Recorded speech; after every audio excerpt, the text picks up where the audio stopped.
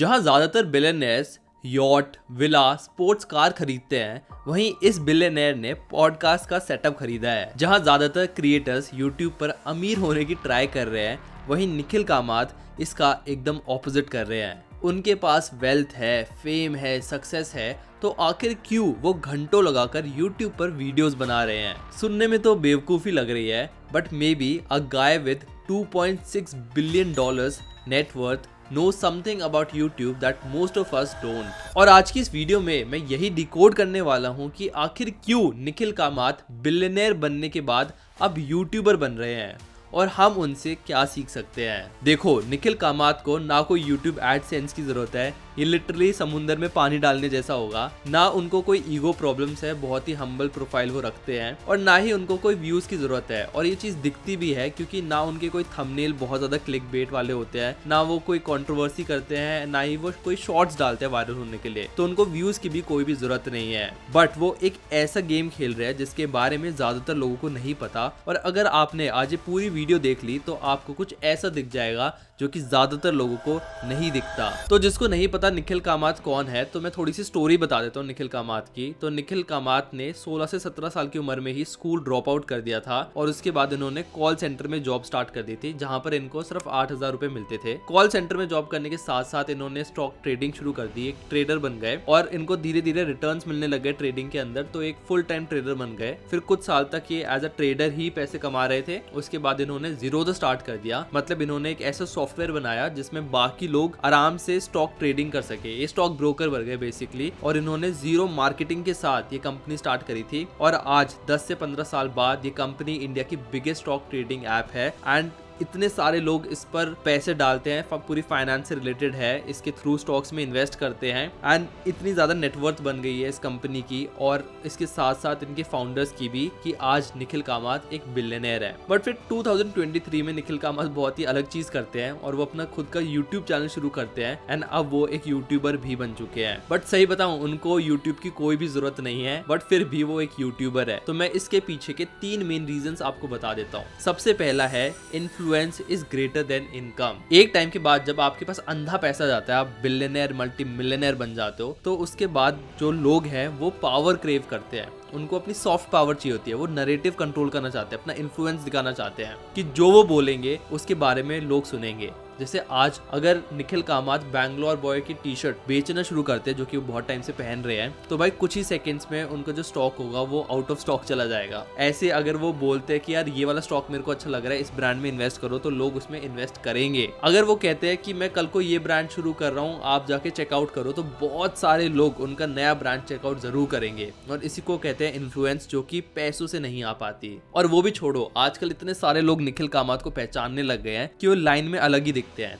Suppose किसी club की entry में बहुत सारे लोग खड़े हैं, सबके पास billions and millions of dollars है, सबके पास पैसा है, ठीक है, तो उनमें से स्टैंड आउट कौन करेगा जिसको लोग रिकॉग्नाइज करेंगे? अरे निखिल कामत सर, हाँ आपका पॉडकास्ट देखा है, आप पहले अंदर आ जाओ, क्लब में एंट्री ले लो। तो ये लोग जो बहुत अमीर हो जाते हैं, वो इस चीज को क्रेव करते हैं कि लोग उनको रिकॉग्नाइज करें, उनके पास एक सॉफ्ट पावर रहे। और यूट्यूब इनके लिए बेस्ट प्लेटफॉर्म है, क्योंकि देखो यूट्यूब पर वो कोई प्रोडक्ट तो सेल नहीं कर रहे, वो अपनी एक ग्लोबल ऑडियंस बना रहे हैं। अब कल को उन्होंने पीएम मोदी के साथ बात करी है, उन्होंने एलोन मस्क के साथ बात करी है, तो बहुत सारी उनके पास ग्लोबल ऑडियंस आएगी, ऑल अराउंड द वर्ल्ड लोग उनको देखेंगे। और यूट्यूब की बेस्ट बात यही है कि इसकी अनरिस्ट्रिक्टेड डिस्ट्रीब्यूशन है। यूट्यूब लोग इंडिया में भी देख सकते हैं, यूट्यूब लोग यूएसए में भी देख सकते हैं, यूट्यूब लोग कनाडा में भी देख सकते हैं, यूरोप में भी देख सकते हैं। एंड क्योंकि निखिल कामत इंग्लिश में बात करते हैं, तो जो उनकी ऑडियंस होगी वो सिर्फ इंडिया की नहीं होगी, बट ग्लोबल ऑडियंस भी होगी। अब उन्होंने एलोन मस्क के साथ उन्होंने पॉडकास्ट किया है, तो बहुत सारे इंटरनेशनल ऑडियंस भी उनका ये पॉडकास्ट देखेंगी और उनको रिकॉग्नाइज करेगी कि ठीक है, एलोन मस्क सबको पता है, बट ये दूसरा बंदा कौन है। फिर उसके बाद सर्च करेंगे, अच्छा निखिल कामत है तो इंडिया का बिलियनियर बंदा है। तो ऐसे करके आपका जो सॉफ्ट पावर है वो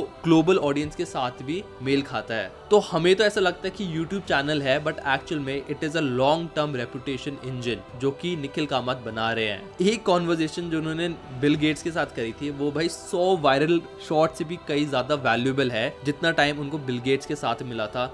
जितनी प्रेजेंस उनको बिल गेट्स के साथ मिलेगी। इसी के साथ बात करते हैं सेकंड रीजन की, जो कि है attracting the smartest people in the room. अब देखो, आई नो निखिल कामत वैसे भी लोगों से बात कर पाते हैं, वैसे भी नेटवर्क कर पाते हैं, बट क्योंकि उनके पास पॉडकास्ट है तो उनको एक रीजन भी मिल जाता है लोगों से 2 से 3 घंटे बात करने का। अब कल को बिल गेट्स या पीएम मोदी से जरूर बात कर सकते थे, 10-15 मिनट के लिए वो आराम से बात कर पाते, बट अब उनके पास एक रीजन भी है उनसे नेटवर्क करने का कि भाई मेरे पास ये पॉडकास्ट है, मैं किसी को बुलाऊंगा 2 से 3 घंटे में उससे बात भी कर पाऊंगा और कंटेंट भी निकल जाएगा। तो जो पर्पस है वो उनको इस पॉडकास्ट के थ्रू मिलता है। और निखिल कामत ने ना अपनी जो पर्सनालिटी बनाई हुई है वो एक बहुत ही इंडियन इंटेलेक्चुअल इंटरव्यूअर के टाइप से बनाई हुई है, जिसकी इलॉन मस्क इंडिया आए या फिर वो बाहर गए, जो भी है, इलॉन मस्क ने किसी भी इंडियन जर्नलिस्ट को अपना इंटरव्यू नहीं दिया, उन्होंने निखिल कामत को अपना इंटरव्यू दिया, जो कि बहुत बड़ी बात है। तो ऐसे उन्होंने अपनी एक पर्सनालिटी, एक पर्सोना बना लिया है इंडिया के अंदर कि वो एक बहुत ही इंटेलेक्चुअल इंडियन इंटरव्यूअर है या फिर एक पॉडकास्ट है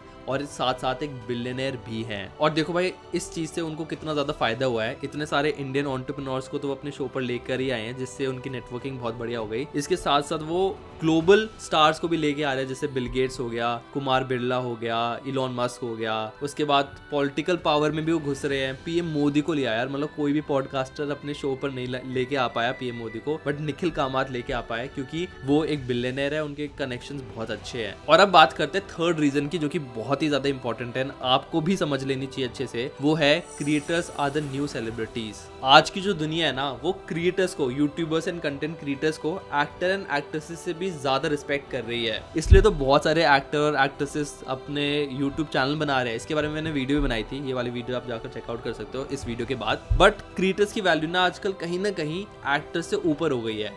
यूट्यूब का जो फेम है ना, वो इक्वली मेन स्ट्रीम हो चुका है। मतलब अगर आप एक बड़े यूट्यूबर हो तो आपको शोज पे बुलाया जाएगा, आप टीवी पर भी आओगे, आप नेटफ्लिक्स, अमेजोन पर भी आओगे। तो यूट्यूबर्स को पहले नीचे समझा जाता था, बट आजकल उनका फेम इनसे भी काफी ज्यादा ऊपर हो गया है। और निखिल कामत को पता है कि भाई जहां पर अटेंशन है वहीं पर बिजनेस बनेगा, वहीं पर बहुत ज्यादा प्रॉफिट मिलेगा। और निखिल कामत यूट्यूब सिर्फ आज के लिए नहीं कर रहे, 2025 या फिर 26 के लिए नहीं कर रहे, वो 2030 के लिए कर रहे हैं। उनको पता है कि ये जो कंटेंट है वो हमेशा के लिए इंटरनेट पर रहेगा। और आपने नोटिस भी किया होगा कि आज के जमाने में जो सबसे बड़े या फिर सबसे फेमस फिलोसोफर हैं या फिर सबसे फेमस लोग वही हैं जिन्होंने आज से 50-100 साल पहले बुक्स लिखी थी या फिर किसी ना किसी तरीके से अपने थॉट्स को डॉक्यूमेंट किया था, इसलिए वो आज तक भी रेलेवेंट है। और निखिल कामत को ये चीज बहुत अच्छे से पता है कि अगर आज मैं जो वीडियोस बनाऊंगा, आज मैं जो कंटेंट बनाऊंगा, वो आज से 50-100 साल तक भी रेलेवेंट रह सकती है। और फिर उनको एक बहुत ही बड़ी पर्सनालिटी के नाम से जाना जाएगा कि भाई 20 साल पहले, 50 साल पहले निखिल कामत ने ये बात कही थी अपने पॉडकास्ट पे, एंड आज वो बात रेलेवेंट है। ऐसे जितने भी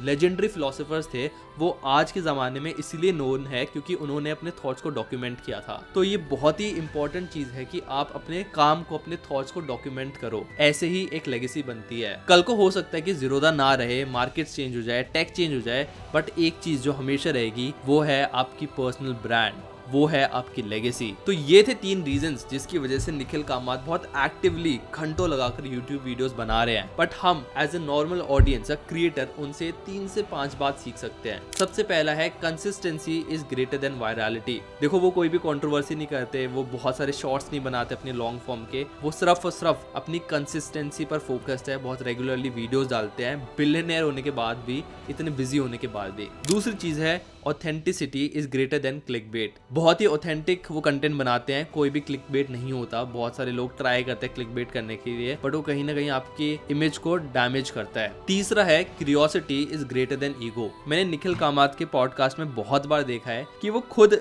बहुत ही ओपनली क्वेश्चंस पूछ लेते हैं, जो कि काफी लोग शायद ईगो में ले ले कि भाई मैं बिलियनियर हूँ, मेरे को सब कुछ पता होना चाहिए, एक एटीट्यूड रहता है कुछ लोगों में। बट निखिल कामत काफी ज्यादा हम्बल है और बहुत ही अपनी ईगो को साइड रखकर क्वेश्चंस पूछते हैं जज से, जो कि हम जैसे नॉर्मल ऑडियंस के लिए भी काफ़ी ज़्यादा वैल्यूएबल और इंसाइटफुल होते हैं। इसी के साथ इस वीडियो को ख़त्म करते हैं। आई होप आपको समझ आ गया होगा कि कंटेंट बनाना आज के ज़माने में कितना ज़्यादा इंपॉर्टेंट है। इनफैक्ट इस चैनल पर मैं यही चीज़ें डिस्कस करता हूँ डिटेल में, आप मेरी बाकी वीडियोस भी चेकआउट कर सकते हो और ऐसे कंटेंट के लिए मैं चैनल को सब्सक्राइब भी कर सकते हो। इस वीडियो को लाइक कर देना और कमेंट सेक्शन में मेरे को ज़रूर बताना कि नेक्स्ट मैं किसके ऊपर वीडियो बनाऊँ। I will see you guys in the next video. Okay, thank you, bye.